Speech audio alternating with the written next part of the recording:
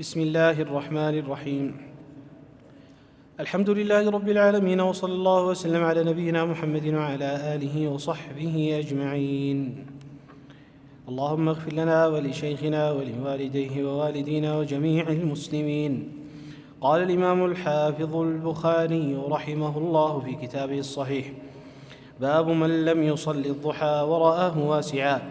قال حدثنا آدم قال حدثنا ابن أبي ذئب عن الزهري عن عروة عن عائشة رضي الله عنها قالت: ما رأيت رسول الله صلى الله عليه وسلم سبح سبحة الضحى وإني لأسبحها.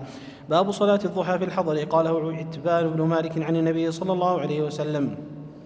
قال حدثنا مسلم بن إبراهيم قال أخبرنا شعبة قال حدثنا عباس الجريري وابن فروخ عن أبي عثمان النهدي عن أبي هريرة رضي الله عنه قال: أوصاني خليلي بثلاث لا أدعهن حتى أموت: صوم 3 أيام من كل شهر، وصلاة الضحى، ونوم على وتر. قال حدثنا علي بن جعد قال أخبرنا شعبة عن أنس بن سيرين قال: سمعت أنس بن مالك الأنصاري رضي الله عنه قال: قال رجل من الأنصار وكان ضخما للنبي صلى الله عليه وسلم: إن أستطيع الصلاة معك؟ فصنع للنبي صلى الله عليه وسلم طعاما فدعاه إلى بيته ونضح له طرف حصير بماء فصلى عليه 2 ركعتين وقال فلان بن فلان بن جارود لأنس رضي الله عنه: كان النبي صلى الله عليه وسلم يصلي الضحى، فقال: ما رأيته صلى غير ذلك اليوم. باب 2 قبل الظهر. قال حدثنا سليمان بن حرب قال حدثنا حماد بن زيد عن أيوب عن نافع عن ابن عمر رضي الله عنهما قال: حفظت من النبي صلى الله عليه وسلم 10 ركعات: 2 قبل الظهر، 2 بعدها، 2 بعد المغرب في بيته، 2 بعد العشاء في بيته، 2 قبل صلاة الصبح. كانت ساعة لا يدخل على النبي صلى الله عليه وسلم فيها. وقال حدثتني حفصة أنه كان إذا أذن المؤذن وطلع الفجر صلى 2. قال حدثنا مسدد قال حدثنا يحيى عن شعبة عن إبراهيم بن محمد بن المنتشر عن أبي عن عائشة رضي الله عنها أن النبي صلى الله عليه وسلم كان لا يدعو 4 قبل الظهر، 2 قبل الغداة. تابعه ابن أبي عدي وعمر عن شعبة. باب الصلاة قبل المغرب. قال حدثنا أبو معمر قال حدثنا عبد الوارث عن الحسين عن ابن بريدة قال حدثني عبد الله المزني عن النبي صلى الله عليه وسلم قال: صلوا قبل صلاة المغرب. قال في 3 لمن شاء كراهية أن يتخذها الناس سنة. قال حدثنا عبد الله بن يزيد قال حدثنا سعيد بن أبي أيوب قال حدثني يزيد بن أبي حبيب قال: سمعت مرثد بن عبد الله اليزني قال: أتيت عقبة بن عامر الجهني فقلت: ألا أعجبك من أبي تميم يركع 2 قبل صلاة المغرب؟ فقال عقبة: إنا كنا نفعله على عهد رسول الله صلى الله عليه وسلم. قلت: فما يمنعك الآن؟ قال: الشغل. باب صلاة النوافل جماعة. ذكره أنس عن عائشة رضي الله عنهم عن النبي صلى الله عليه وسلم. قال حدثني إسحاق قال حدثنا يعقوب بن إبراهيم قال حدثنا أبي عن ابن شهاب قال أخبرني محمود بن الربيع الأنصاري أنه عقل رسول الله صلى الله عليه وسلم، وعقل مجها في وجهه من بئر كانت في دارهم. فزعم محمود أنه سمع عتبان بن مالك الأنصاري رضي الله عنه كان من شهد بدرا مع رسول الله صلى الله عليه وسلم يقول: كنت أصلي لقوم بني سالم وكان يحول بيني وبينهم واد إذا جاءت الأمطار ويشق عليه اجتيازه قبل مسجدهم. فجئت رسول الله صلى الله عليه وسلم فقلت: إني أنكرت بصري وإن الوادي الذي بيني وبين قوم يسيل إذا جاءت الأمطار ويشق عليه اجتيازه، فوددت أنك تأتي فتصلي من بيتي مكانا أتخذه مصلى. فقال رسول الله صلى الله عليه وسلم: سأفعل. فغدا عليه رسول الله صلى الله عليه وسلم وأبو بكر رضي الله عنه بعدما اشتد النهار، فاستأذن رسول الله صلى الله عليه وسلم فأذنت له، فلم يجلس حتى قال: أين تحب أن أصلي من بيتك؟ فأشرت له إلى المكان الذي أحب أن أصلي فيه. فقام رسول الله صلى الله عليه وسلم فكبر وصففنا وراءه فصلى 2 ثم سلم وسلمنا. حين سلم فحبسته على خزير يصنع له، فسمع أهل الدار رسول الله صلى الله عليه وسلم في بيته، فذهب رجال منهم حتى كثر الرجال في البيت. فقال رجل منهم: ما فعل مالك لا أراه. فقال رجل منهم: ذاك منافق لا يحب الله ورسوله. فقال رسول الله صلى الله عليه وسلم: لا تقل ذاك، ألا تراه قال: لا إله إلا الله يبتغي بذلك وجه الله. فقال: الله ورسوله أعلم، أما نحن فوالله لا نرى وده ولا حديثه إلا إلى المنافقين. قال رسول الله صلى الله عليه وسلم: فإن الله قد حرم على النار من قال لا إله إلا الله يبتغي بذلك وجه الله. قال محمود: فحدثتها قوما فيهم أبو أيوب صاحب رسول الله صلى الله عليه وسلم في غزوته التي توفي فيها. ويزيد بن معاوية عليهم بأرض الروم فأنكر عليه أبو أيوب وقال والله ما أظن رسول الله صلى الله عليه وسلم قال ما قلت قط فكبر ذلك علي، فجعلت لله علي أن يسلمني حتى أكفل من غزوة أن أسأل عن عتبان بن مالك رضي الله عنه، وجدت حيا في مسجد قومي فقفلت فأهللت بحجة أو بعمرة ثم سرت حتى قدمت المدينة فأتيت بني سالم فإذا عتبان شيخ أعمى يصلي لقومه، فلما سلم من الصلاة سلمت عليه وأخبرته من أنا، ثم سألت عن ذلك حديث حدثني كما حدثنيه أول مرة. باب التطوع في البيت. قال حدثنا عبد الله بن حماد قال حدثنا وهيب بن أيوب وعبيد الله عن نافع عن ابن عمر رضي الله عنه أنه قال قال رسول الله صلى الله عليه وسلم اجعلوا في بيوتكم من صلاتكم ولا تتخذوها قبورا. تابعه عبد الوهاب عن أيوب. بسم الله الرحمن الرحيم. باب فضل الصلاة في مسجد مكة والمدينة. قال حدثنا حفص بن عمر قال حدثنا شعبة قال أخبرني عبد الملك عن قزعة قال سمعت أبا سعيد رضي الله عنه أربعة قال سمعت من النبي صلى الله عليه وسلم وكان غزا مع النبي صلى الله عليه وسلم 12 غزوة خاء. قال حدثنا علي قال حدثنا سفيان عن الزهري عن سعيد عن أبي هريرة رضي الله عنه عن النبي صلى الله عليه وسلم قال لا تشد الرحال إلا إلى 3 مساجد: المسجد الحرام ومسجد الرسول صلى الله عليه وسلم ومسجد الأقصى. قال حدثنا عبد الله بن يوسف قال أخبرنا مالك عن زيد بن رباح وعبيد الله بن أبي عبد الله الغري عن أبي عبد الله الغري عن أبي هريرة رضي الله عنه أن النبي صلى الله عليه وسلم قال صلاة في مسجد هذا خير من 1000 صلاة فيما سواه إلى المسجد الحرام. باب مسجد قباء. قال حدثنا يعقوب بن إبراهيم قال حدثنا ابن علية قال أخبرنا أيوب عن نافع أن ابن عمر رضي الله عنه كان لا يصلي من الضحى إلا في يومين: يوم ما يقدم بمكة فإنه كان يقدمها ضحى فيطوف بالبيت ثم يصلي ركعتين قبل المقام، ويوم يأتي مسجد قباء فإنه كان يأتي كل سبت ما إذا دخل المسجد كان أن يخرج منه حتى يصلي فيه. قال وكان يحدث أن رسول الله صلى الله عليه وسلم كان يزور راكبا وماشيا. قال وكان يقول ما أصنع كما رأيت أصحابي يصنعون، ولا منع أحد أن يصلي في ساعة شامل الليل والنهار غير أن لا تتحرى طلوع الشمس ولا غروبها. باب من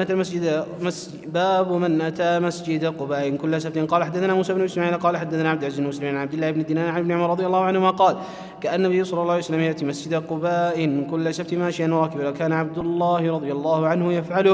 باب اتيان مسجد قباء ماشيا وراكبا. قال حدثنا مسدد قال حدثنا يحيى عن عبيد الله قال حدثنا نافع عن ابن عمر رضي الله عنهما قال كأن النبي صلى الله عليه وسلم يأتي قباء راكبا وماشيا. زاد بن نوير حدثنا عبيد الله عن نافع فيصلي ركعتين. باب فضل ما بين القبر والمنبر. قال حدثنا عبد الله بن يوسف قال أخبرنا مالك عن عبد الله بن أبي بكر عن عباد بن تيمية عن عبد الله بن زيد المازني رضي الله عنه أن رسول الله صلى الله عليه وسلم قال ما بين بيتي ومنبري روضة من رياض الجنة. قال حدثنا مسدد عن يحيى عن عبيد الله قال حدثني خبيب بن عبد الرحمن عن حفص بن عاصم عن أبي هريرة رضي الله عنه عن النبي صلى الله عليه وسلم قال ما بين بيتي ومنبري روضة من رياض الجنة ومنبري على حوضي. باب مسجد بيت المقدس. قال حدثنا أبو الوليد قال حدثنا شعبة عن عبد الملك قال سمعت قزعة مولى زياد قال سمعت أبا سعيد الخدري رضي الله عنه يحدث ب4 عن النبي صلى الله عليه وسلم فأعجبنني وآنقنني. قال لا تسافر المرأة يومين إلا معها زوجها أو ذو محرم، ولا صوم في يومين الفطر والأضحى، ولا صلاة بعد صلاتين: بعد الصبح حتى تطلع الشمس وبعد العصر حتى تغرب، ولا تشد الرحال إلا إلى 3 مساجد: المسجد الحرام ومسجد الأقصى ومسجدي. بسم الله الرحمن الرحيم. باب استعانة اليد في الصلاة إذا كان من الليل. وقال ابن عباس رضي الله عنهما يستعين الرجل في صلاته من جسده ما شاء، ووضع أبو إسحاق قال أنسوته في الصلاة رفعها، ووضع علي رضي الله عنه كفه على رسغه ليس إلا أن يحك جيدا ويصلح ثوبا. قال حدثنا عبد الله بن مسلم قال أخبرنا مالك عن مخرمة بن سليمان عن كريب مولى ابن عباس أنه أخبره عن عبد الله بن عباس رضي الله عنهما أنه بات عند ميمونة أم المؤمنين رضي الله عنها وهي خالته. قال فاضطجعت على عرض وسادتي، واضطجع رسول الله صلى الله عليه وسلم وأهله في طولها، فنام رسول الله صلى الله عليه وسلم حتى انتصف الليل أو قبله بقليل أو بعده بقليل. ثم استيقظ رسول الله صلى الله عليه وسلم وجلس ومسح النوم عن وجهه بيده، ثم قرأ العشر آيات خواتيم سورة آل عمران، ثم قام إلى شيء معلقة فتوضأ منها بأحسن وضوء، ثم قام يصلي. قال عبد الله بن عباس رضي الله عنهما وقمت فصنعت مثل ما صنعت، ثم ذهبت وقمت إلى جنبي، ووضع رسول الله صلى الله عليه وسلم يده اليمنى على رأسه وأخذ بأذني اليمنى يفتلها، وصلى ركعتين ثم ركعتين ثم ركعتين ثم ركعتين ثم ركعتين ثم ركعتين ثم ركعتين ثم أوتر، ثم طجع حتى جاء المؤذن فقام وصلى ركعتين خفيفتين ثم خرج فصلى الصبح. باب من الكلام في الصلاة. قال حدثنا ابن فضيل قال حدثنا ابن عمش عن إبراهيم عن علقمة عن عبد الله رضي الله عنه قال كنا نسلم على النبي صلى الله عليه وسلم وفي الصلاة فيرد علينا فلما رجعنا من النجاشي سلمنا عليه فلم يرد علينا وقال إن في الصلاة شغلا. قال حدثنا ابن نمير قال حدثنا إسحاق بن منصور قال حدثنا إبراهيم بن سليم بن سفيان عن الأعمش عن إبراهيم عن علقمة عبد الله رضي الله عنه النبي صلى الله عليه وسلم فذكر قال حدثنا إبراهيم موسى قال أخبرنا عيسى عن إسماعيل عن الحارث بن شبيل عن أبي عمرو الشيباني أنه قال زيد بن علقمة كنا نتكلم في الصلاة على عهد النبي صلى الله عليه وسلم يكلم أحدنا صاحبه بحاجة حتى نزلت حافظوا على الصلوات الآية فهم منا بالسكوت فما يجوز من التسبيح والحمد في الصلاة للرجال. قال حدثنا عبد الله بن مسلمة قال حدثنا عبد العزيز بن أبي حازم عن أبي عن سهل رضي الله عنه قال خرج النبي صلى الله عليه وسلم يصلح بين بني عمرو بن عوف وحانت الصلاة فجاء بلال أبا بكر رضي الله عنه فقال حبس النبي صلى الله عليه وسلم فتأم الناس قال نعم إن شئتم فقام بلال للصلاة فتقدم فأبو بكر رضي الله عنه فصلى فجاء النبي صلى الله عليه وسلم يمشي في الصفوف يشق شقا حتى قام في الصف الأول فأخذ الناس بالتصفيح. قال سهل تدرون ما التصفيح؟ هو التصفيق وكان أبو بكر رضي الله عنه يلتفت في صلاته فلما أكثر التفت فإذا النبي صلى الله عليه وسلم في الصف أشار إليه مكانه فرفع أبو بكر يديه فحمد الله ثم رجع القاقرة وراءه وتقدم النبي صلى الله عليه وسلم وصلى. باب من سمى قوما أو سلم في الصلاة على غير مواجهة وهو لا يعلم. قال حدثنا عمرو بن عيسى قال حدثنا عبد الصمد قال حدثنا عبد العزيز بن عبد الصمد قال حدثنا حسين بن عبد الرحمن عن ابي وائل عبد الله بن مسعود رضي الله عنه قال كنا نقول التحية في الصلاة ونسمع ويسلم بعضنا على بعض فسمع رسول الله صلى الله عليه وسلم وقال قولوا التحيات لله والصلاة الطيبات السلام عليك يا نبي ورحمة الله وبركاته السلام علينا وعلى عباد الله الصالحين أشهد أن لا إله إلا الله وأشهد أن محمدا عبده ورسوله فإنكم إذا فعلتم ذلك وقد سلمتم على كل عبد لله صالح في السماء والأرض. باب التصفيق للنساء. قال حدثنا علي بن عبد الله قال حدثنا سفيان قال حدثنا الزهري عن ابي سلمة عن ابي هريرة رضي الله عنه عن النبي صلى الله عليه وسلم قال تسبيح الرجال وتصفيق النساء. قال حدثنا يحيى قال اخبرنا وكيع عن سفيان عن ابي حازم عن سالم بن سعيد رضي الله عنه قال النبي صلى الله عليه وسلم تسبيح الرجال وتصفيق للنساء. باب من رجع القاقر في الصلاة أو تقدم بأمر ينزل به. رواه سهل بن سعد عن النبي صلى الله عليه وسلم قال حدثنا بشير بن محمد قال اخبرنا عبد الله قال يونس قال الزهري اخبرني انس مالك ان مسلم بينهم في الفجر يوم الاثنين وابو بكر رضي الله عنه يصلي بهم ففاجأهم النبي صلى الله عليه وسلم قد كشف ستر حجرة عائشة رضي الله عنها فنظر اليهم وهم صفوف فتبسم يضحك فنكص ابو بكر رضي الله عنه على عقبيه وظن ان الرسول صلى الله عليه وسلم يريد ان يخرج على صلاته وهم المسلمون يفتتنوا في صلاتهم فرحا بالنبي صلى الله عليه وسلم حين رأوا فاشار بيدنا يتم ثم دخل الحجرة والقى الستر وتوفي ذلك اليوم. باب اذا دعت الام ولدها في الصلاة. وقال ليث حدثني جعفر عن عبد الرحمن بن رمزان قال ابو هريرة رضي الله عنه قال رسول الله صلى الله عليه وسلم امرأة ابنها في صومعة قالت يا جريج قال اللهم امي وصلاتي. قالت يا جريج قال اللهم امي وصلاتي. قالت يا جريج قال اللهم امي وصلاتي. قالت اللهم لا يموت جريج حتى ينظر في وجوه الميامس. وكانت تأوي صومعة راعية ترعى الغنم ولدت فقيل لها ممن هذا الولد؟ قالت من جريج نزل من صومعته. قال جريج اين هذه لا تزعم ان ولدها لي؟ قالوا يا بابوس من ابوك؟ قال راعي الغنم. باب مسح العصا في الصلاة. قال حدثنا ابو نعيم قال حدثنا شيبان عن يحيى بن سلمة قال حدثني معاذ بن النبي صلى الله عليه وسلم قال في الرجل يسوي التراب حيث يسجد قال ان كنت فاعلا فواحدة. باب بسط الثوب في الصلاة للسجود. قال حدثنا مسدد قال حدثنا بشر قال حدثنا غالب عن بكر بن عبد الله عن انس مالك رضي الله عنه قال كنا نصلي مع النبي صلى الله عليه وسلم في شدة الحر فإذا لم يستطيع أحدنا أن يمكن جبهته وجهه من الأرض بسط ثوبه فسجد عليه. باب ما يجوز من عمل في الصلاة. قال حدثنا عبد الله بن سلمة قال حدثنا مالك عن ابي النضر عن ابي سلمة عن عائشة رضي الله عنها قالت كنت امد رجلي من قبلة النبي صلى الله عليه وسلم ويصلي فإذا سجد غمزني فرفعته وإذا قام مددتها.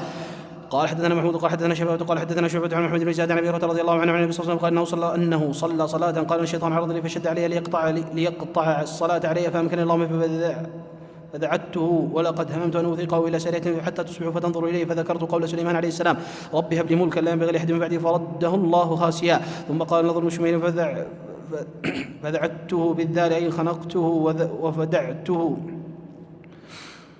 من قول الله يوم يدعون أي يدفعون والصواب فدعته إلا أنه كذا قال بتشديد العين والتاء. باب إذا انفلتت الدابة في الصلاة. وقال قتادة إن أخذ بثوبه يتبع السارق ويدع الصلاة. قال حدثنا آدم قال حدثنا شعبة قال حدثنا الأزرق بن قيس قال كنا بالأهواز نقاتل الحرورية فبين أنا على جرف نهر إذا رجل يصلي وإذا لجام دابة بيده فجعلت الدابة تنازعه وجعل يتبعه. قال شعبة هو أبو برزة الأسلمي فجعل الرجل من الخارج يقول اللهم افعل بهذا الشيخ. ولما صرف الشيخ قال إني سمعت قولكم وإني غزوت مع رسول الله صلى الله عليه وسلم 6 غزوات أو 7 غزوات أو 8 وشهدت تيسيره وإني أن كنت أن أراجع مع دابتي أحب إلي من أن أدعها ترجع لمألفها فيشق علي. قال حدثنا محمد بن قاتل قال أخبرنا عبد الله قال أخبرنا مسعود الزهري عن عروة عن أنها قالت عائشة خسفت الشمس وقام النبي صلى الله عليه وسلم فقرأ سورة طويلة ثم ركع فطال ثم رفع رأسه ثم استفتح بسورة أخرى ثم ركع حتى قضى وسجد ثم فعل ذلك في الثانية ثم قال إنما يأتي من يأتي فإذا رأيتم ذلك فصلوا حتى يفرج عنكم لقد رأيت في مقام هذا كل شيء وعدته حتى لقد رأيت أريد أن آخذ قطفة من الجنة حين رأيتموني جعلت أتقدم ولقد رأيت جهنم يحطم بعضها بعضا حين رأيتموني تأخرت ورأيت فيها عمرو بن لحي وهو الذي سيب السوائب. باب ما يجوز من البصاق والنفخ في الصلاة. ويذكر عن عبد الله بن عمرو نفخ النبي صلى الله عليه وسلم في السجود في كسوف. قال حدثنا سليمان بن حرب قال حدثنا حماد عن أيوب عن نافع عن ابن عمر رضي الله عنه من رسول رأى نخامة في قبل المسجد فتغيظ على أهل المسجد وقال إن الله قبل أحدكم إذا كان في صلاته فلا يبزقن، وقال لا يتنخمن، ثم نزل فحتها بيده. وقال ابن عمر رضي الله عنهما إذا بزق أحدكم فليبزق عن يساره. قال حدثنا محمد قال حدثنا غندر قال حدثنا شعبة قال سمعت قتادة عن أنس رضي الله عنه عن النبي صلى الله عليه وسلم قال إذا كان في الصلاة فإنه يناجي ربه فلا يبزقن بين يديه ولا عن يمينه ولكن عن شماله تحت قدمه اليسرى. باب من صفق جاهلا من الرجال في صلاته لم تفسد صلاته فيه. سهل بن سعد رضي الله عنه عن النبي صلى الله عليه وسلم. باب إذا قيل المصلي تقدم وانتظر فانتظر فلا بأس. قال حدثنا أحمد كثير قال خبرنا سفيان عن أبي حازم عن سهل بن سعد رضي الله عنه قال كان الناس يصلون مع النبي صلى الله عليه وسلم وهم عاقدوا أزورهم من الصغر على رقابهم، فقيل للنساء لا ترفعن رؤوسكن حتى يستوي الرجال جلوسا. باب لا يرد السلام في الصلاة. قال حدثنا عبد الله بن ابي شيبة قال حدثنا ابو الفضيل عن مشي عن ابراهيم عن القمة عن عبد الله قال كنت اسلم على النبي صلى الله عليه وسلم وهو في الصلاة فيرد عليه، فلما رجعنا سلمت عليه فلم يرد علي وقال ان في الصلاة شغلا.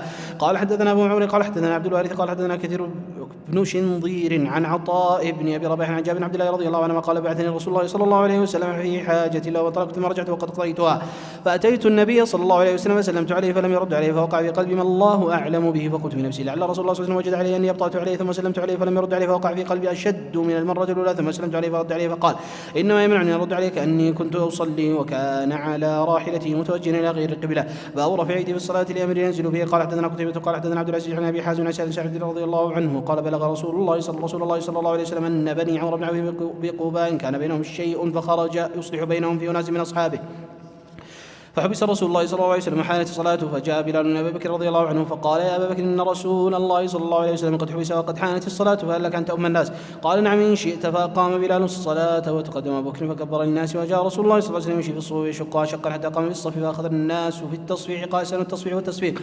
قال وكان ابو بكر رضي الله عنه لا يلتفت في صلاته فلما اكثر الناس التفت واذا رسول الله صلى الله عليه وسلم فاشار اليه ان يامره ان يصلي فرفع ابو بكر رضي الله عنه يده فحمد الله ثم رجع القرقع وراءه حتى قام في الصف وتقدم رسول الله صلى الله عليه وسلم فصلى للناس فلما فرغ أقبل على الناس فقال يا أيها الناس ما لكم حين نابكم شيء في صلاة أخذتم بالتصفيح إنما التصفيح للنساء من نابه شيء في صلاته فليقل سبحان الله. ثم التفت إلى أبي بكر رضي الله عنه فقال يا أبا بكر ما منعك أن تصلي الناس حين أشرت إليك؟ قال أبو بكر ما كان ينبغي لابن أبي قحافة أن يصلي بين يدي رسول الله صلى الله عليه وسلم. باب الخصر في الصلاة. قال حدثنا ابن نعمان قال حدثنا حماد عن أيوب عن محمد بن أبي هريرة رضي الله عنه قال إنه يعني الخصر في الصلاة. وقال هشام وأبو عن ابن سيرين عن أبي هريرة رضي الله عنه عن النبي صلى الله عليه وسلم. قال حدثنا عمرو بن علي قال حدثنا يحيى قال حدثنا هشام قال حدثنا محمد عن أبي هريرة رضي الله عنه قال إنه يعني يصلي الرجل مختصرا. باب يفكر الرجل الشيء في الصلاة. وقال عمر رضي الله عنه إني لأجهز جيشي وأنا في الصلاة. قال حدثنا إسحاق بن منصور قال حدثنا روح قال حدثنا عمر هو بن سعيد قال أخبرني ابن أبي مليكة عن عقبة بن الحارث رضي الله عنه قال صليت مع النبي صلى الله عليه وسلم عصرا فلما سلم قام سريعا ودخل على بعض النساء ثم خرج وراء ما في وجوه القوم من تعجب بسرعته فقال ذكرت وأنا في الصلاة تبرا عندنا فكرهت أن يمسي أو يبيت عندنا فأمرت بقسمته. قال حدثنا يحيى بن بكير قال حدثنا الليث عن جعفر عن الأعرج أنه قال أبو هريرة رضي الله عنه قال رسول الله صلى الله عليه وسلم إذا أذن بالصلاة أدبر الشيطان له ضراط حتى لا يسمع التأذين فإذا سكت المؤذن وأقبل فإذا ثوب أدبر فإذا سكت أقبل فلا يزال بالمرء يقول له اذكر ما لم يكن يذكر حتى لا يدري كم صلى. قال أبو سلمة بن عبد الرحمن إذا فعل أحدكم ذلك فليسجد سجدتين وهو قاعد. وسمعه أبو سلمة من أبي هريرة رضي الله عنه قال حدثنا محمد بن مثنى قال حدثنا عثمان بن عمر قال أخبرني ابن أبي ذئب عن سعيد المقبري أنه قال أبو هريرة رضي الله عنه يقول الناس أكثر أبو هريرة فلقيت رجلا فقلت بما قرأ رسول الله صلى الله عليه وسلم البارحة في العتمة فقال لا أدري فقلت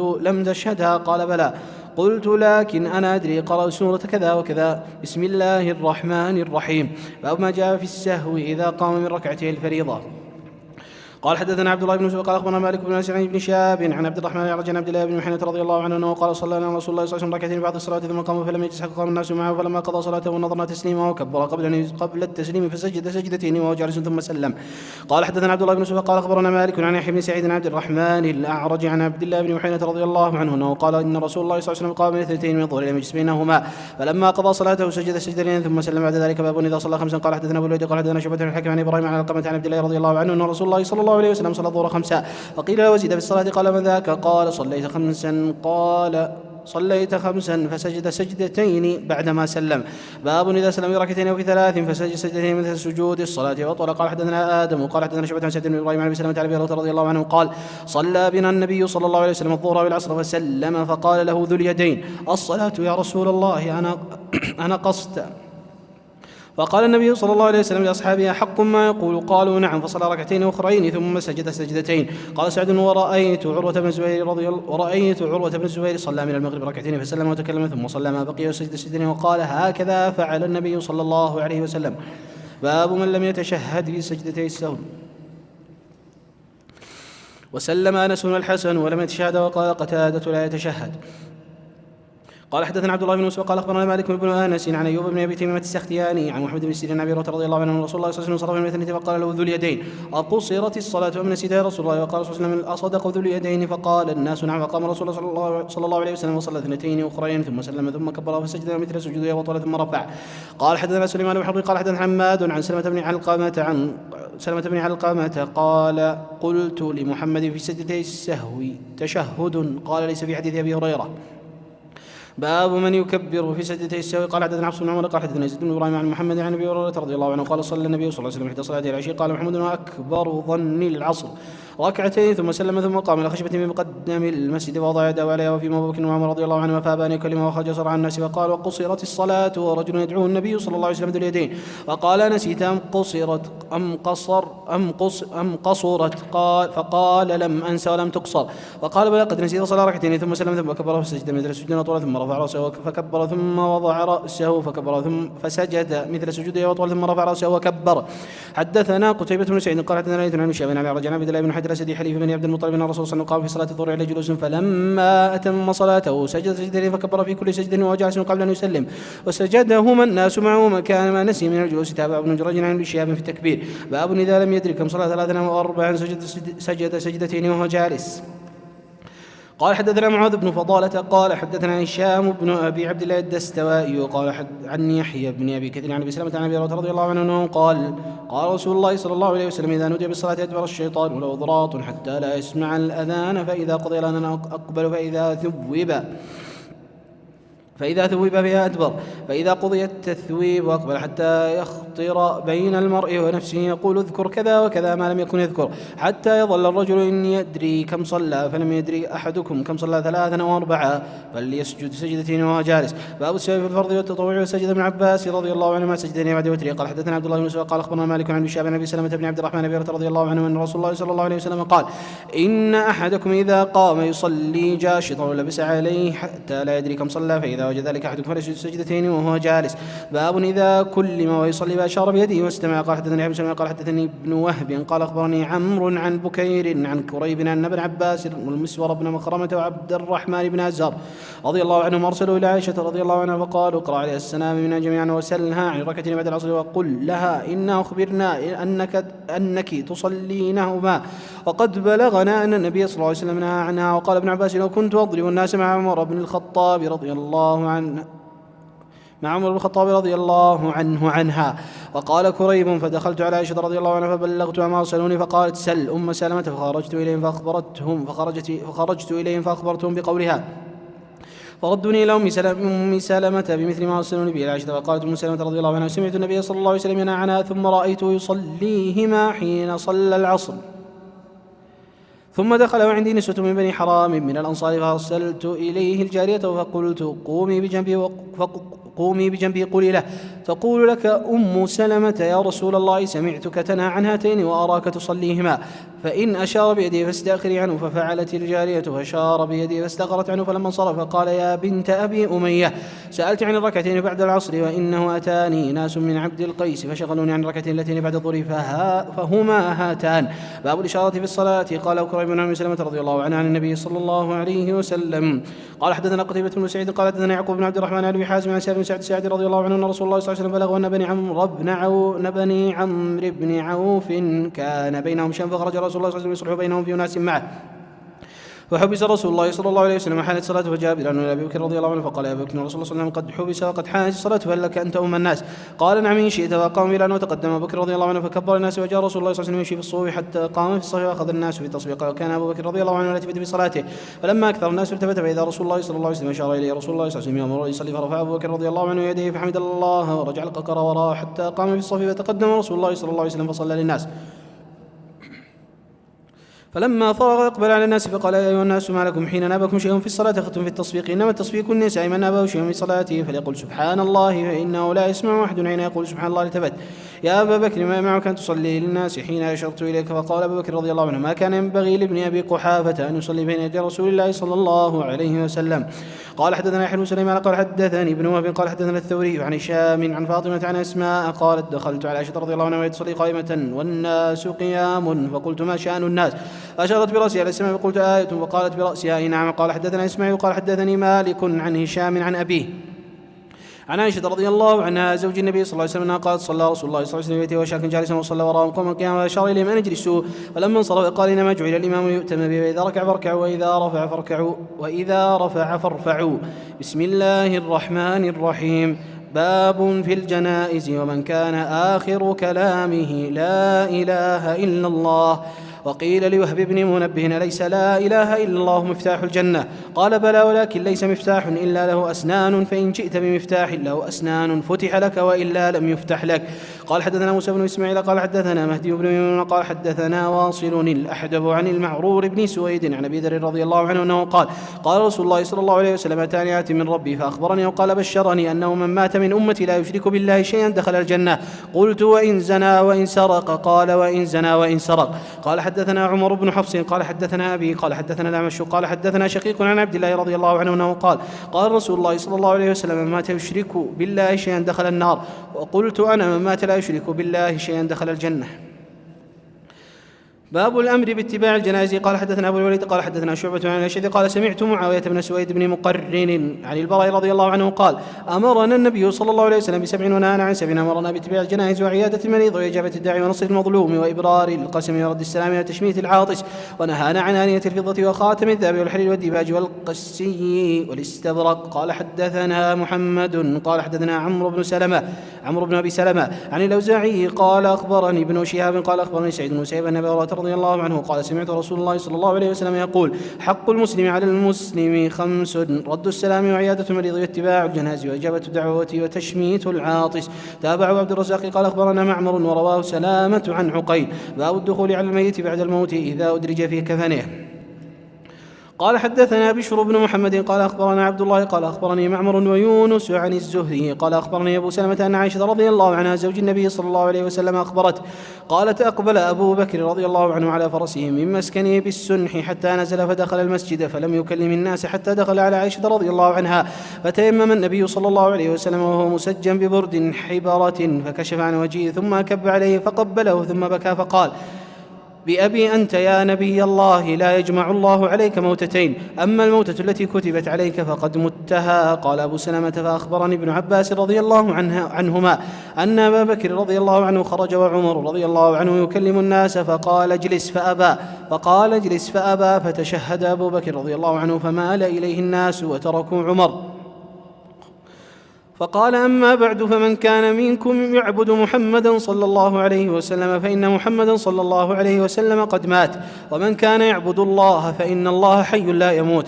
قال الله تعالى وما محمد إلا رسول قد خلت من قبله الرسل أفإن مات أو قتل انقلبتم على أعقابكم ومن ينقلب على عقبيه فلن يضر الله شيئا وسيجزي الله الشاكرين. والله لكأن الناس لم يكونوا يعلمون أن الله أنزل حتى تلاها أبو بكر رضي الله عنه فتلقاها منه الناس فما يسمع بشر إلا يتلوها.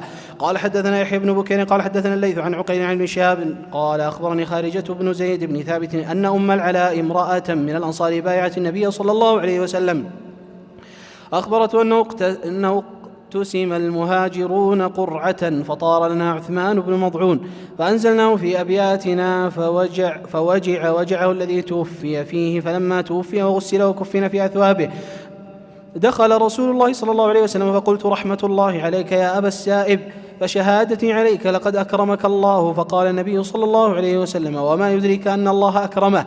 فقلت: بأبي أنت يا رسول الله، فمن يكرمه الله؟ فقال: أما هو فقد جاءه اليقين، والله إني لأرجو له الخير، والله ما أدري وأنا رسول الله ما يفعل بي. قالت: فوالله لا أزكي أحدا بعده. قال: حدثنا سعيد بن عفير قال حدثنا الليث فذكر مثله. وقال نافع بن يزيد عن عقيل ما يفعل به. وتابعه شعيب وعمرو بن دينار ومعمر. قال: حدثنا محمد بن شهاب قال حدثنا غندر قال حدثنا شعبة قال: سمعت محمد بن المنكدر قال: سمعت جابر بن عبد الله رضي الله عنهما قال: لما قتل أبي جعلت أكشف الثوب عن وجهي أبكي وينهونني عنه، والنبي صلى الله عليه وسلم لا ينهاني. فجعلت عمتي فاطمة تبكي، فقال النبي صلى الله عليه وسلم: تبكين أو لا تبكين؟ ما زالت الملائكة تظله بأجنحتها حتى رفعتموه. تابع ابن جريج فأخبرني ابن المنكدر أنه سمع جابر رضي الله عنه: باب الرجل ينعى إلى أهل بيته بنفسه. قال: حدثنا إسماعيل قال حدثني مالك عن أبي شهاب عن سعيد بن المسيب عن أبي هريرة رضي الله عنه أن رسول الله صلى الله عليه وسلم عن النجاشي في اليوم الذي مات فيه، فخرج إلى المصلى فصف بهم وكبر 4. قال: حدثنا أبو معمر قال حدثنا عبد الوارث قال حدثنا أيوب عن حميد بن هلال عن أنس مالك رضي الله عنه قال: قال النبي صلى الله عليه وسلم: أخذ الراية زيد فأصيب، ثم أخذها جعفر فأصيب، ثم أخذ عبد الله بن رواحة فأصيب، وإن عيني رسول الله صلى الله عليه وسلم لتذرفان، ثم أخذها خالد بن الوليد من غير إمرة ففتح له. باب الإذن بالجنازة. قال أبو رافع عن أبي هريرة رضي الله عنه قال النبي صلى الله عليه وسلم: ألا آذنتموني؟ قال: حدثنا محمد قال أخبرنا أبو معاوية عن أبي إسحاق الشيباني عن الشافعي عن ابن عباس رضي الله عنه قال: مات إنسان كان رسول الله صلى الله عليه وسلم يعوده فمات بالليل فدفنوه ليلا، فلما أصبح أخبروه فقال: ما يمنعكم أن تعلموني؟ وقالوا: كان الليل فكرهنا وكانت ظلمة أن نشق عليك، فأتى قبره فصلى عليه. باب فضل من مات له ولد فاحتسب. وقال الله عز وجل: وبشر الصابرين. قال: حدثنا أبو معين قال حدثنا عبد الوارث قال حدثنا عبد العزيز عن أنس رضي الله عنه قال النبي صلى الله عليه وسلم: ما من الناس من مسلم يتوفى له 3 لم يبلغ الحنث إلا أدخله الله الجنة بفضل رحمته إياهم. قال: حدثنا مسلم قال حدثنا شعبة قال حدثنا عبد الرحمن بن الأصبهاني عن ذكوان عن أبي سعيد رضي الله عنه أن نساقنا النبي صلى الله عليه وسلم جعلنا يوما فوعظهن وقال: أيما امرأة مات لها 3 من الولد كانوا حجابا من النار. قالت: امرأة واثنان؟ قال: واثنان. وقال شريك عن ابن الأصبهاني قال: حدثني أبو صالح عن أبي سعيد وأبي هريرة رضي الله عنهما عن النبي صلى الله عليه وسلم قال: أبو هريرة لم يبلغ الحنث. قال: حدثنا علي قال حدثنا سفيان قال: سمعت الزهري عن سعيد بن المسيب عن أبي هريرة رضي الله عنه عن النبي صلى الله عليه وسلم قال: لا يموت لمسلم 3 من الولد فيلج النار إلا تحلة القسم. قال أبو عبد الله: وإن منكم إلا واردها. باب قول الرجل للمرأة عند القبر: اصبري. قال: حدثنا آدم قال حدثنا شعبة قال حدثنا ثابت عن أنس مالك رضي الله عنه قال: مر النبي صلى الله عليه وسلم بامرأة عند قبر وهي تبكي فقال: اتق الله واصبري. باب غسل الميت ووضوئه بالماء والسدر. وحنط ابن عمر رضي الله عنهما ابنا لسعيد بن زيد وحمله وصلى ولم يتوضأ. قال ابن عباس رضي الله عنهما: المسلم لا ينجس حيا ولا ميتا. وقال سعيد: لو كان نجسا ما مسسته. وقال النبي صلى الله عليه وسلم: المؤمن لا ينجس. قال: حدثنا اسماعيل بن عبد الله قال حدثنا مالك عن ايوب السختياني عن محمد بن سيرين عن ابي عطيه رضي الله عنها قالت: دخل علينا رسول الله صلى الله عليه وسلم حين توفيت ابنته فقال: اغسلناها 3 أو 5 أو أكثر من ذلك إن رأيتن ذلك بماء وسدر واجعلنا في الآخرة كافورا أو شيئا من كافور، فإذا فرغتن فأذنني. فلما فرغنا أذنه فأعطانا حقوه فقال: أشعرنها إياه، تعني إزاره.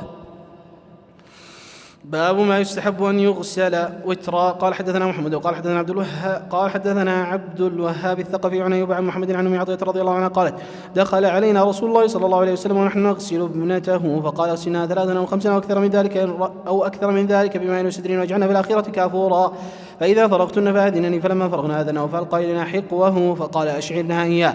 قال أيوب: وحدثني حفصة بمثل حديث محمد، وكان في حديث حفصة اغسلنها وترا، وكان فيه 3 أو 5 أو 7، وكان فيه أنه قال: ابدأوا بميامنها ومواضع الوضوء منها، وكان فيه أنه عطية قالت: ومشطناها 3 قرون. باب يبدأ بميامن الميت. قال حدثنا علي بن عبد الله قال حدثنا اسماعيل بن ابراهيم قال حدثنا خالد عن حفصة بنت سيرين عن ام عطية رضي الله عنها قالت قال رسول الله صلى الله عليه وسلم في غسل ابنته ابدأن بميامنها ومواضع الوضوء منها. باب مواضع الوضوء من الميت. قال حدثنا يحيى بن موسى قال حدثنا وكيع عن سفيان عن خالد الحذاء عن حفصة بنت سيرين عن ام عطية رضي الله عنها قالت لما غسلنا بنت النبي صلى الله عليه وسلم قال لنا ونحن نغسلها ابدأوا بميامنها ومواضع الوضوء منها.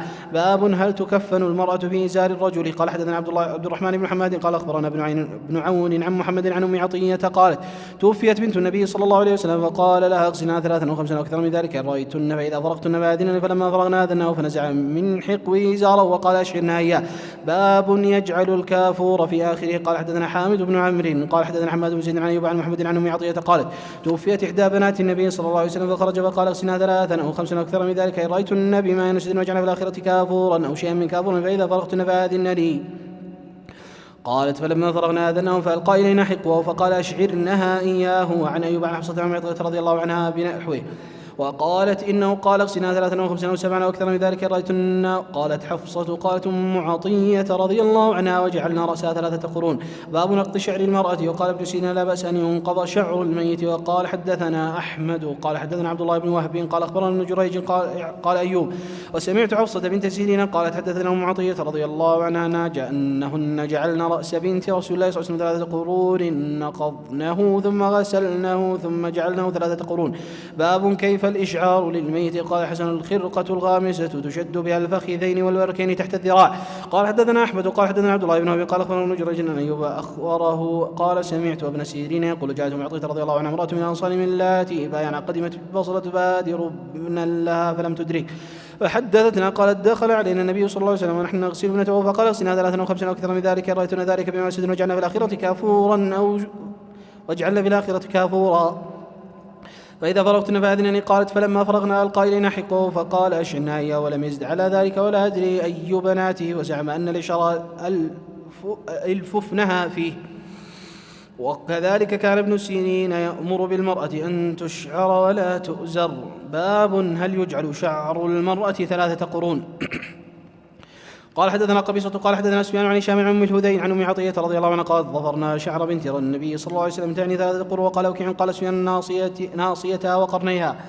باب يلقى شعر المرأة خلفها. قال حدثنا مسدد قال حدثنا يحيى بن سعيد بن هشام بن حسان قال حدثنا حفصة عن أم عطية رضي الله عنها قالت توفيت إحدى بنات النبي صلى الله عليه وسلم فأتانا النبي صلى الله عليه وسلم وقال اغسلنا بالسدر وترا 3 أو 5 أو أكثر من ذلك رأيتنا ذلك وجعلنا بالآخرة كافر وشيء من كافور فإذا فرغتن فأذنني. فلما فرغنا أذناه فألقى إلينا حقه فظفرنا شعرها 3 قرون وألقيناه خلفها. باب الثياب البيض للكفن. قال حدثنا محمود المقاتل قال أخبرنا عبد الله قال أخبرنا هشام بن عروة عن أبي عائشة رضي الله عنها أن رسول الله صلى الله عليه وسلم كفن في 3 أثواب يمانية بيض سحولية من كرسف ليس فيها قميص ولا عمامة. باب الكفن في ثوبين. قال حدثنا ابن عمر قال حدثنا حماد عن أيوب عن سعيد بن جبير عن ابن عباس رضي الله عنهما قال بينما رجل واقف بعرفة إذ وقع من الراحلة فأوقصته قال النبي صلى الله عليه وسلم اغسلوا بماء وسدر وكفنوه في ثوبين ولا تحنطوا ولا تخمروا رأسه فإنه يبعث يوم القيامة ملبيا. قال حدثنا قتيبة قال حدثنا حماد عن أيوب عن سعيد بن جبير عن ابن عباس رضي الله عنهما قال بينما رجل واقف مع رسول الله صلى الله عليه وسلم بعرفة إذ وقع من راحلته فأقعصته أو قال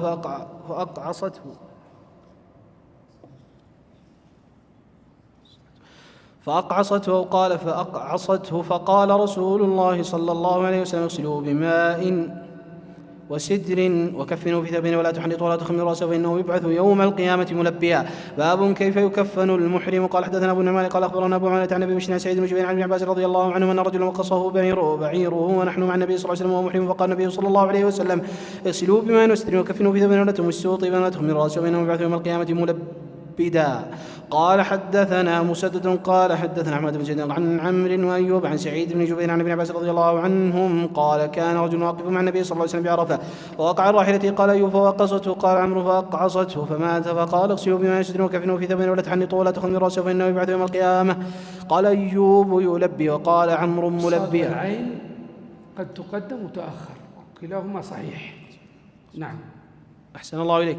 باب الكفن في القميص الذي يكف أو لا يكف ومن كفن بغير قميص. قال حدثنا مسدد قال حدثنا يحيى بن سعيد قال عن عبيد الله قال حدثني نافع عن ابن عمر رضي الله عنه أن عبد الله بن أبي لما توفي جاء ابنه إلى النبي صلى الله عليه وسلم فقال: يا رسول الله، أعطني قميصك أكفنه فيه وأصلي عليه واستغفر له. فأعطاه النبي صلى الله عليه وسلم قميصه وقال: آذني أصلي عليه. فآذنه. فلما أراد أن يصلي عليه جذبه عمر رضي الله عنه فقال: أليس الله نهاك أن تصلي على المنافقين؟ فقال: أنا بين خيرتين. قال: استغفر لهم أو لا تستغفر لهم، إن تستغفر لهم 70 مرة فلن يغفر الله لهم. فصلى عليه فنزلت: ولا تصلي على أحد منهم مات أبدا. قال حدثنا مالك بن إسماعيل قال حدثنا ابن عيينة عن عمرو أنه سمع جابر رضي الله عنه قال: أتى النبي صلى الله عليه وسلم عبد الله بن أبي بعدما دفن فأخرجه فنفث فيه من ريقه وألبسه قميصه. باب الكفن بغير قميص. قال حدثنا ابو نعيم قال حدثنا سفيان عن هشام عن عروة عن عائشة رضي الله عنها قالت: كفن النبي صلى الله عليه وسلم في 3 أثواب سحول كرسف ليس فيها قميص ولا عمامة. قال حدثنا مسدد قال حدثنا يحيى عن هشام قال حدثني أبي عن عائشة رضي الله عنها أن رسول الله صلى الله عليه وسلم كفن في 3 أثواب ليس فيها قميص ولا عمامة. باب الكفن ولا عمامة. قال حدثنا إسماعيل قال حدثنا مالك عن هشام بن عروة عن أبي عن عائشة رضي الله عنها أن رسول الله صلى الله عليه وسلم كفن في 3 أثواب بيض سحولية ليس فيها قميص ولا عمامة. باب الكفن من جميع المال. وبه قال عطاء والزهري وعمرو بن دينار وقتادة. وقال عمرو بن دينار الحنوط من جميع المال. وقال إبراهيم يبدأ بالكفن ثم بالدين ثم بالوصية. وقال سفيان أجر القبر والغسل هو من الكفن.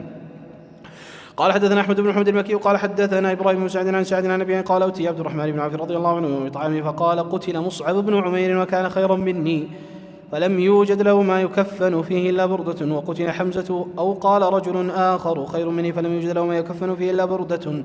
لقد خشيت أن يكون قد عجلت لنا طيباتنا في حياتنا الدنيا ثم جعل يبكي. باب إذا لم يوجد إلا ثوب واحد. قال حدثنا ابن مقاتل قال أخبرنا عبد الله قال أخبرنا شعبة عن سعد بن إبراهيم عن أبي أن عبد الرحمن بن عوف رضي الله عنه أوتي بطعام وكان صائما فقال: قتل مصعب بن عمير وهو خير مني كفن في بردة إن غطي رأسه بدت رجلاه وإن غطي رجلاه بدا رأسه وأراه. قال: وقتل حمزة وهو خير مني ثم بسط لنا من الدنيا ما بسط.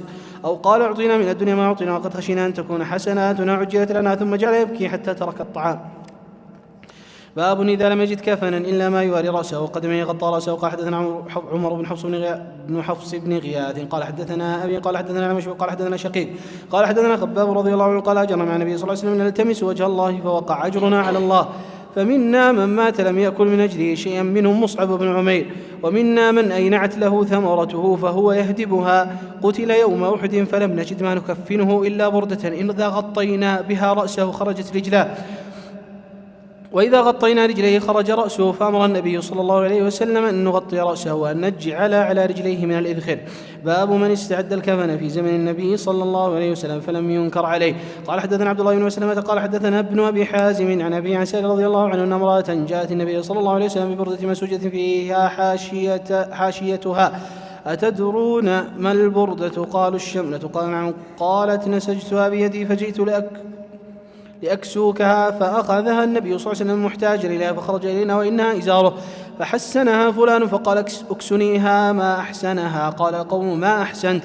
لبسها النبي صلى الله عليه وسلم محتاجا إليها ثم سألته وعلمت أنه لا يرد. قال: إني والله ما سألته لألبسه إنما سألته لتكون كفني. قال: سهل فكانت كفنه. باب اتباع النساء الجنائز. قال حدثنا قبيصة بن عقبة قال حدثنا سفيان عن خالد عن أم الهذيل عن أم عطية رضي الله عنها قالت: نهينا عن اتباع الجنائز ولم يعزم علينا.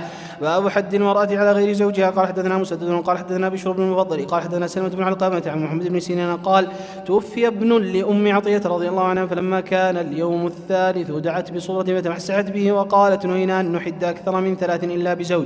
قال حدثنا الحميدي قال حدثنا سفيان قال حدثنا أيوب بن موسى قال أخبرني حميد بن نافع عن زينب ابنة أبي سلمة قالت: لما جاء نعي أبي سفيان من الشام دعت أم حبيبة رضي الله عنها بصورة في اليوم الثالث فمسحت عارضيها وذراعيها وقالت: إني كنت عن هذا لغنية لولا أني سمعت النبي صلى الله عليه وسلم يقول: لا يحل امرأة تؤمن بالله واليوم الآخر أن تحد على ميت فوق 3 إلا على زوج فإنها تحد عليه 4 أشهر و10. قال حدثنا إسماعيل قال حدثني مالك عن عبد الله بن أبي بكر بن محمد بن عمرو بن حزم عن حميد بن نافع عن زينب بنت أبي سلمة أخبرته قالت: دخلت على أم حبيبة رضي الله عنها زوج النبي صلى الله عليه وسلم سمعت رسول الله صلى الله عليه وسلم يقول: لا يحل امرأة تؤمن بالله واليوم الآخر تحد على ميت فوق 3 إلا على زوج 4 أشهر و10. ثم دخلت على زينب بنت جحش حين توفي أخوها فدعت بطيب فتمست، ثم قالت: ما لي بالطيب من حاجة غير أني سمعت رسول الله صلى الله عليه وسلم على المنبر: لا يحل امرأة تؤمن بالله واليوم الآخر تحد على ميت فوق 3 إلا على زوج 4 أشهر و10. باب زيارة القبور. قال حدثنا آدم قال حدثنا شعبة قال حدثنا ثابت عن أنس بن مالك رضي الله عنه قال: مر النبي صلى الله عليه وسلم بامرأة تبكي عند قبر فقال: اتق الله واصبري. قالت: إليك عني فإنك لم تصب بمصيبتي ولم تعرفه. فقيل لها: إنه النبي صلى الله عليه وسلم. فأتت باب النبي صلى الله عليه وسلم فلم تجد عنده بوابين، فقالت: لم يعرفك. فقال: إنما الصبر عند الصدمة الأولى. باب قول النبي صلى الله عليه وسلم: يعذب الميت ببعض بكاء أهله عليه إذا كان النوح من سنته، لقول الله تعالى: قوا أنفسكم وأهليكم نارا. وقال النبي صلى الله عليه وسلم: كلكم راع ومسؤول عن رعيته، فإذا لم يكن من سنته. أنه كان يرضى أن يبكي عليه ويرى هذا الأمر في أهله ولا ينهاهم عنه. نعم. أحسن الله إليك. وقال النبي صلى الله عليه وسلم: كلكم راع ومسؤول عن رعيته، فإذا لم يكن من سنته فهو كما قالت عائشة رضي الله عنها: لا تزر وازرة وزر أخرى، وهو كقوله تعالى: وإن تدع مثقلة، أي ذنوبا، إلى حملها لا يحمل منه شيء، وما يرخص من البكاء في غير نوح. وقال النبي صلى الله عليه وسلم: لا تقتل نفس ظلما إلا كان على ابن آدم الأول كفل من دمها، وذلك لأنه أول من سن القتل. قال حدثنا عبدان ومحمد كلاهما قال أخبرنا عبد الله قال أخبرنا عاصم بن سليمان عن أبي عثمان قال حدثني أسامة بن زيد رضي الله عنهما قال: أرسلت ابنة النبي صلى الله عليه وسلم إليه: إن ابنا لي قبض فأتنا. فأرسل يقرئ السلام ويقول: إن لله ما أخذ وله ما أعطى وكل عنده بأجل مسمى، فلتصبر ولتحتسب. فأرسلت إليه تقسم عليه ليأتينها، فقام ومعه سعد بن عبادة ومعاذ بن جبل وأبي بن كعب وزيد بن ثابت ورجال. فرفع إلى رسول الله صلى الله عليه وسلم الصبي ونفسه تتقعقع. قال: حسبته أنه قال كأنها شن، ففاضت عينه. فقال سعد: يا رسول الله ما هذا؟ فقال: هذه رحمة جعلها الله في قلوب عباده، وإنما يرحم الله من عباده الرحماء. قال حدثنا عبد الله بن حميد قال أخبرنا أبو عامر قال حدثنا فليح بن سليمان عن ابن عني عن أنس مالك رضي الله عنه قال: شهدنا بنتا لرسول الله صلى الله عليه وسلم. قال رسول الله صلى الله عليه وسلم جالس على المنبر قال: فرأيت عينيه تدمعان. قال: فقال: هل منكم رجل لم يقارب الليلة؟ فقال أبو طلحة: أنا. قال: فانزل. قال: فنزل في قبرها. قال حدثنا عبدان قال حدثنا عبد الله قال أخبرني ابن جريج قال أخبرني عبد الله بن عبيد الله بن أبي مليكة قال: توفيت ابنة لعثمان رضي الله عنه بمكة، وجئنا لنشهدها، وحضرها ابن عمر وابن عباس رضي الله عنهم، وإني لجالس بينهما. أو قال: جلست إلى أحدهما، ثم جاء الآخر فجلس إلى جنبي. وقال عبد الله بن عمر رضي الله عنهما لعمرو بن عثمان: ألا تنهى عن البكاء؟ فإن رسول الله صلى الله عليه وسلم قال: إن الميت لا يعذب ببكاء أهله عليه. قال ابن عباس رضي الله عنه: وقد كان عمر رضي الله عنه يقول بعض ذلك. ثم حدث قال: صدرت مع عمر رضي الله عنه من مكة حتى إذا كنا بالبيداء إذا هو بركب تحت ظل سمرة. فقال: فانظر من هؤلاء الركب. قال: فنظرت فإذا صهيب فأخبرته، فقال: ادعوا لي. فرجعت إلى صهيب فقلت: ارتحل فالحق أمير المؤمنين. فلما أصيب عمر دخل صهيب يبكي يقول: وأخاه وصاحباه. فقال عمر رضي الله عنه: يا صهيب وتبكي علي؟ وقد قال رسول الله صلى الله عليه وسلم: إن الميت يعذب ببعض بكاء أهله عليه. قال ابن عباس رضي الله عنهما: فلما مات عمر رضي الله عنه ذكرت ذلك لعائشة رضي الله عنها فقالت: رحم الله عمر، والله ما حدث رسول الله صلى الله عليه وسلم إن الله لا يعذب المؤمن ببكاء أهله عليه، ولكن رسول الله صلى الله عليه وسلم أن الله أحسن الله عندي إن أحسن الله. قالت: والله ما حدث رسول الله صلى الله عليه وسلم أن الله لا يعذب المؤمن ببكاء أهله عليه، ولكن رسول الله صلى الله عليه وسلم قال: إن الله لا يزيد الكافر عذابا ببكاء أهله عليه. وقالت: حسبكم القرآن ولا تزر وازرة وزر أخرى. قال ابن عباس رضي الله عنهما عند ذلك: والله هو أضحك وأبكى. قال ابن أبي مليكة: والله ما قال ابن عمر رضي الله عنهما شيئا. ولهذا كان رأي عائشة رضي الله تعالى عنها وأرضاها أن هذه حادثة حدثت لكافر فقال النبي صلى الله عليه وسلم ذلك لأن هذا الكافر يزاد عليه فيها. نعم. أحسن الله إليك. قال ابن عباس رضي الله عنه عند ذلك والله هو أضحك وأبكى. قال ابن أبي مليكة والله ما قال ابن عمر رضي الله عنهما شيئا. قال حدثنا عبد الله بن يوسف قال اخبرنا مالك بن عبد الله بن ابي بكر عن ابي عن امراه بنت عبد الرحمن اخبرته ان سمعت عائشه رضي الله عنها زوج النبي صلى الله عليه وسلم قالت انما من رسول الله صلى الله عليه وسلم على يهوديه يبكي عليها اهلها فقال انهم ليبكون عليها وانها لتعذب في قبرها. قال حدثنا اسماعيل بن خليل قال حدثنا علي بن حسين قال حدثنا ابو اسحاق هو الشيباني عن ابي برده عن ابي قال لما اصيب عمر رضي الله عنه جعل صهيب يقول واخاه فقال عمر وما علمت ان النبي صلى الله عليه وسلم قال ان الميت لا يعذب ببكاء الحي. لهذا انظروا الى ادب عائشه رضي الله تعالى عنها وارضاها لما قالت يرحم الله عمر، أدب مع هذا المخالف، قالت يرحم الله عمر. وهذا مثل قوله عفى الله عنك، يعني لما تريد أن تبين خطأ شخص تقول عفى الله عنك الموضع كذا وكذا. نعم. أحسن الله إليكم. باب ما يكره من النياحة على الميت. وقال عمر دعهن يبكين على أبي سليمان ما لم يكن نقع أو لقلقة، والنقع التراب على الرأس واللقلقة الصوت. قال حدثنا أبو نعيم قال حدثنا سعيد بن عبيد عن علي بن ربيعة المغيرة رضي الله عنه قال سمعت النبي صلى الله عليه وسلم يقول إن كذبا علي ليس ككذب على أحد، من كذب علي متعمدا فليتبوأ مقعده من النار. سمعت النبي صلى الله عليه وسلم يقول من نيح عليه يعذب بما نيح عليه. قال حدثنا عبدان قال أخبرني أبي عن شعبة عن قتادة عن سعيد بن المسيب عن ابن عمرو عن ابن عمر رضي الله عنهما عن النبي رضي الله عنه عن النبي صلى الله عليه وسلم قال الميت يعذب في قبره بما نيح عليه. تابعه عبد الأعلى قال حدثنا يزيد بن زريع قال حدثنا سعيد قال حدثنا قتادة فقال آدم عن شعبة الميت يعذب ببكاء الحي عليه. باب. قال حدثنا علي بن عبد الله قال حدثنا سفيان قال حدثنا ابن المنكدر قال سمعت جابر بن عبد الله رضي الله عنهما قال جيء بأبي يوم أحد قد مثل به حتى وضع بين يدي رسول الله صلى الله عليه وسلم وقد سجي ثوبا، فذهبت أريد أن أكشف عنه فنهاني قومي، ثم ذهبت أكشف عنه فنهاني قومي، فأمر رسول الله صلى الله عليه وسلم فرفع فسمع صوتنا صائحة فقال من هذه؟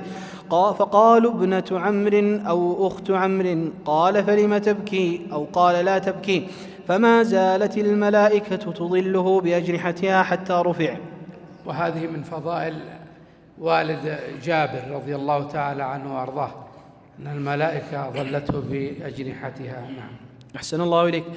قال باب ليس منا من شق الجيوب. قال حدثنا أبو نعيم قال حدثنا سفيان قال حدثنا زبيد اليامي عن إبراهيم عن مسروق عبد الله رضي الله عنه قال النبي صلى الله عليه وسلم ليس منا من لطم الخدود وشق الجيوب ودعا بدعوى الجاهلية. باب رثى النبي صلى الله عليه وسلم سعد بن خوله. قال حدثنا عبد الله بن يوسف قال أخبرنا مالك عن بشاب عن عامر بن سعد بن أبي وقاص عن أبي رضي الله عنه قال كان رسول الله صلى الله عليه وسلم يعودني عام حجة الوداع من وجع اشتد به وقال فقلت إني قد بلغ بي من الوجع وأنا ذو مال ولا يرثني إلا ابنة فأتصدق بثلثي مالي. قال لا. فقلت بالشطر قال لا. ثم قال الثلث والثلث كبير أو قال كثير.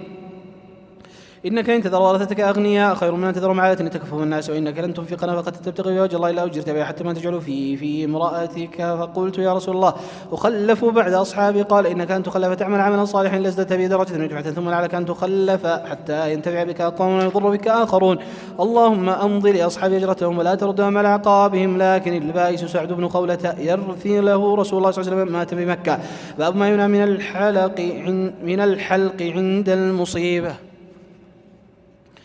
وقال الحكم بن موسى حدثنا يحيى بن حمزة عن عبد الرحمن بن جابر بن القاسم بن مخيمرة حدثه وقال حدثني أبو بردة بن أبي موسى رضي الله عنه قال وجع أبو موسى وجعا فغشي عليه ورأسه في حجر امرأة من أهله فلم يستطع أن يرد عليه شيئا، فلما فاق قال أنا بريء ممن برئ منه رسول الله صلى الله عليه وسلم، إن رسول الله صلى الله عليه وسلم برئ من الصالقة والحالقة والشاقة.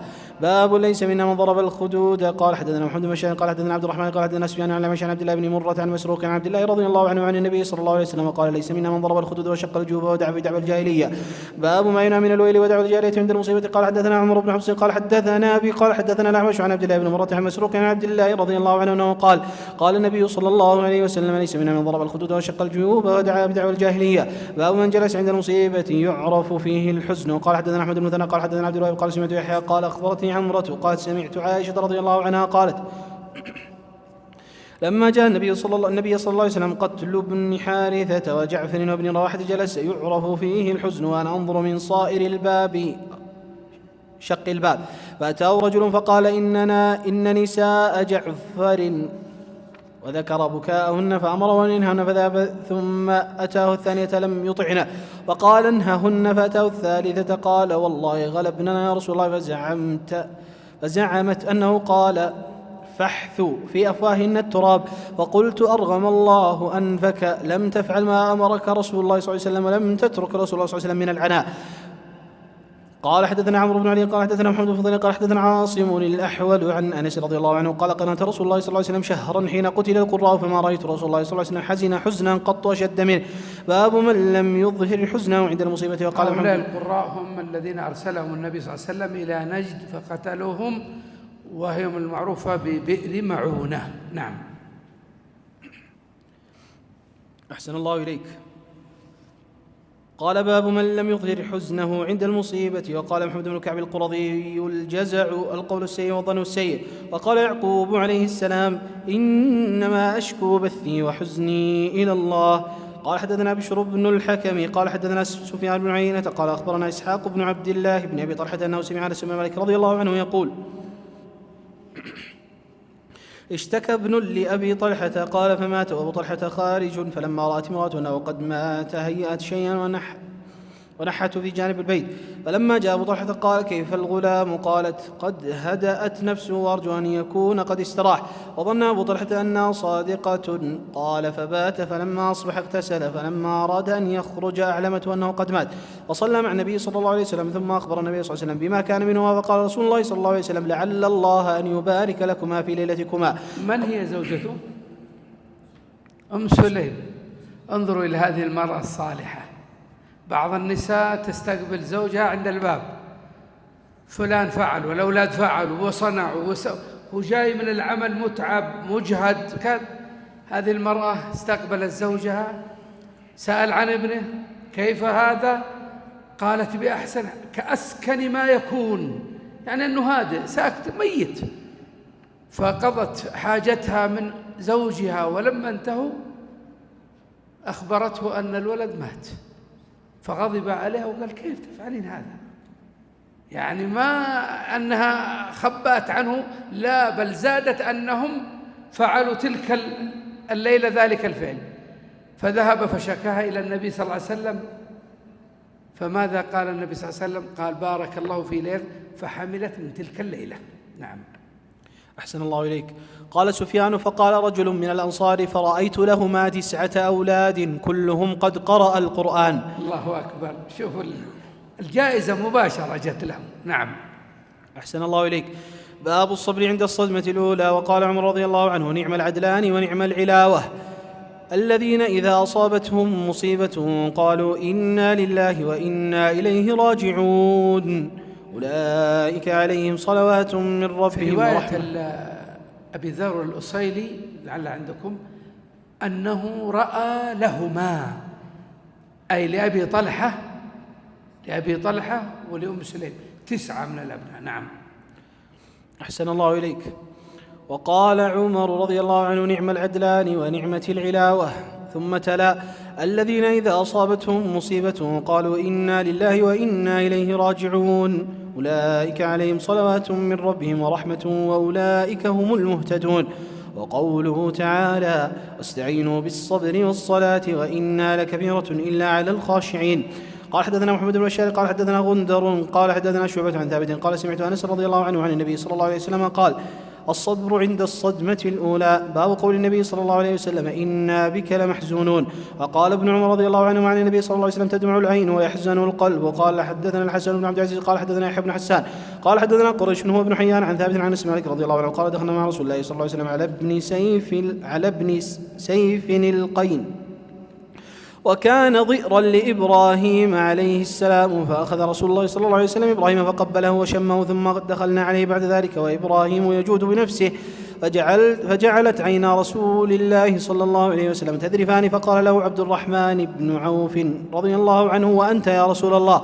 فقال يا ابن عوف إنها رحمة، ثم أتبعها بأخرى فقال صلى الله عليه وسلم إن العين تدمع والقلب يحزن ولا نقول إلا ما يرضى ربنا وإنا بفراقك يا إبراهيم لمحزونون. رواه موسى عن سليمان بن المغيرة عن ثابت عن أنس رضي الله عنه عن النبي صلى الله عليه وسلم. روي بفتح الضاد وبكسرها، يرضي ويرضى. نعم. أحسن الله إليك. قال باب البكاء عند المريض. قال حدثنا أصبغ عن ابن وهب قال أخبرني عمرو عن سعيد بن الحارث الأنصاري عن عبد الله بن عمر رضي الله عنهما قال اشتكى سعد بن عبادة شكوى له فأتاه النبي صلى الله عليه وسلم يعود مع عبد الرحمن بن عوف وسعد بن أبي وقاص وعبد الله بن مسعود رضي الله عنه، فلما دخل عليه فوجده في غاشية أهله فقال قد قضى. قالوا لا يا رسول الله. فبكى النبي صلى الله عليه وسلم، فلما رأى القوم بكاء النبي صلى الله عليه وسلم بكوا فقال ألا تسمعون إن الله لا يعذب بدمع العين ولا بحزن القلب ولكن يعذب بهذا، وأشار إلى لسانه، أو يرحم، وإن الميت يعذب ببكاء أهله عليه. وكان عمر رضي الله عنه يضرب فيه بالعصا ويرمي بالحجارة ويحثي بالتراب. باب ما ينهى عن النوح والبكاء والزجر في ذلك. قال حدثنا محمد بن عبد الله بن حوشم قال حدثنا عبد الوهاب قال حدثنا يحيى بن سعيد قال أخبرتني عمرة قالت سمعت عائشة رضي الله عنها تقول لما جاء قتل زيد بن حارثة وجعفر وعبد الله بن رواحة رضي الله عنهم جلس النبي صلى الله عليه وسلم يعرف فيه الحزن وأنا أطلع من شق الباب، أتى الرجل فقال يا رسول الله إن نساء جعفر وذكر بكاءن فأمره بأن ينهاهن، فذهب الرجل ثم أتى فقال قد نهيتن وذكر أنهن لم يطعنه فأمره الثانية أن ينههن، فذهب ثم أتى فقال والله لقد غلبنني، أو قال غلبننا الشك من محمد بن حوشب، فزعمت أن النبي صلى الله عليه وسلم قال فحث في أفواههن التراب. ورد فحث وفحث بالكسر وبالضم. أحسن الله عليك.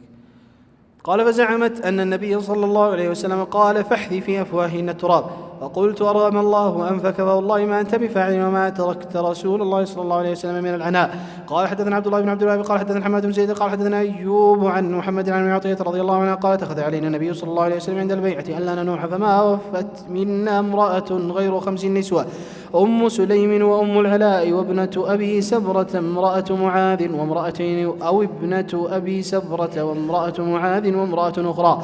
باب القيام للجنازة. قال حدثنا علي بن عبد الله قال حدثنا سفيان قال حدثنا الزهري عن سامع عن أبي عن عامر بن ربيعة عن النبي صلى الله عليه وسلم قال إذا رأيتم الجنازة فقوموا حتى تخلفكم. قال سفيان قال الزهري أخبرني سالم عن أبيه قال أخبرنا عامر بن ربيعة عن النبي صلى الله عليه وسلم قال زاد الحميدي حتى تخلفكم أو توضع. باب متى يقعد إذا قام للجنازة. قال حدثنا قتيبة بن سعيد قال حدثنا الليث عن نافع عن ابن عمر رضي الله عنه وعن عامر بن ربيعة عن النبي صلى الله عليه وسلم قال إذا رأى أحدكم جنازة فإن لم يكن ماشيا معها فليقم حتى يخلفها أو تخلفه أو توضع من قبل أن تخلفه. قال حدثنا أحمد بن موسى قال حدثنا ابن أبي ذئب عن سعيد المقبري عن أبيه قال كنا في جنازة فأخذ أبو هريرة رضي الله عنه بيد مروان فجلس قبل أن توضع، فجاء أبو سعيد رضي الله عنه فأخذ بيد مروان فقال قم، فوالله لقد علم هذا أن النبي صلى الله عليه وسلم نهانا عن ذلك، فقال أبو هريرة صدق. باب من تبع جنازة فلا يقعد حتى توضع عن مناكب الرجال، فإن قعد أمر بالقيام. قال حدثنا مسلم يعني ابن إبراهيم قال حدثنا هشام قال حدثنا يحيى عن أبي سلمة عن أبي سعيد الخدري رضي الله عنه عن النبي صلى الله عليه وسلم قال إذا رأيتم الجنازة فقوموا فمن تبعها فلا يقعد حتى توضع. باب من قام لجنازة يهودي. قال حدثنا معاذ بن فضالة قال حدثنا هشام عن يحيى عن عبيد الله بن مقسم عن جابر بن عبد الله رضي الله عنهما قال مر بنا جنازة فقام لها النبي صلى الله عليه وسلم وقمنا به فقلنا يا رسول الله إنها جنازة يهودي. قال إذا رأيتم الجنازة فقوموا. قال حدثنا آدم قال حدثنا شعبة قال حدثنا عمرو بن مرة قال سمعت عبد الرحمن بن أبي ليلى قال كان سهل بن حنيف وقيس بن سعد قاعدين بالقادسة فمروا عليهما بجنازة فقام فقيل لهما إنها من أهل الأرض أي من أهل الذمة، فقال النبي صلى الله عليه وسلم مرت به جنازة فقام فقيل له إنها جنازة يهودي فقال أليست نفسا. وقال أبو حمزة عن الأعمش عن عمرو عن ابن أبي ليلى قال كنت مع قيس وسهل رضي الله عنهما فقال كنا مع النبي صلى الله عليه وسلم. وقال زكريا عن الشعبي عن ابن أبي ليلى كان أبو مسعود وقيس يقومان للجنازة. باب حمل الرجال الجنازة دون النساء. قال حدثنا عبد العزيز بن عبد الله قال حدثنا الليث عن سعيد المقبري عن أبي أنه سمع أبا سعيد الخدري رضي الله عنه أن رسول الله صلى الله عليه وسلم قال إذا وضعت الجنازة واحتملها الرجال على أعناقهم فإن كانت صالحة قالت قدموني، وإن كانت غير صالحة قالت يا ويلها أين يذهبون بها يسمع صوتها كل شيء إلا الإنسان ولو سمعه صعق. باب السرعة بالجنازة. قال أنس رضي الله عنه أنتم مشيعون وامشي بين يديها وخلفها وعن يمينها وعن شمالها، وقال غيره قريبا منها قال حدثنا علي بن عبد الله قال حدثنا سفيان وقال حفظناه من الزهري عن سعيد بن المسيب عن أبي هريرة رضي الله عنه أن النبي صلى الله عليه وسلم قال أسرعوا بالجنازة فإن تك صالحة فخير تقدمونها وإن يك سوى ذلك فشر تضعونه عن رقابكم. باب قول الميت وهو على الجنازة قدموني. قال حدثنا عبد الله بن يوسف قال حدثنا الليث قال حدثنا سعيد عن أبي أنه سمع أبا سعيد الخدري رضي الله عنه قال كان النبي صلى الله عليه وسلم يقول إذا وضعت الجنازة واحتملها الرجال على أعناقهم فإن كانت صالحة قالت قدموني وإن كانت غير صالحة قالت لأهلها يا ويلها أين يذهبون بها يسمع صوتها كل شيء إلا الإنسان ولو سمع الإنسان لصعق. باب من صف صفين أو ثلاثة على الجنازة خلف الإمام.